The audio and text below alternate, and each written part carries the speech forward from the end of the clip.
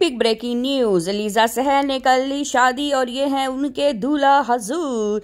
सब लोग हो गए हैं परेशान कि ऐसा क्या हुआ, लीजा की वीडियो क्या लीक हो गई।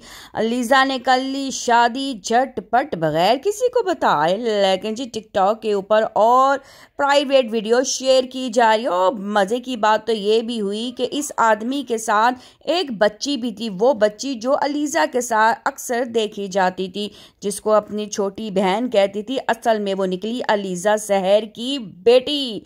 ये शादी इनकी पहले हो चुकी थी, लेकिन दुनिया को पागल बनाने के लिए अपने शोहर के साथ दोबारा से इन्होंने ये सारा कांड किया है, ताकि लोगों को पता लग जाए कि जैसे कह रही थी ये कंवारी हैं 22 साल की हैं और लोग इनके ऊपर फिंगर उठा रहे थे, तो ये अपने शोहर को सामने ले आई और सामने सच करने के लिए झूठ को इन्होंने दोबारा से तैयार हुई, दोबारा से शादी की रस्में की, सब कुछ दोबारा किया और लोगों को दोबारा से बेवकूफ़ बनाया।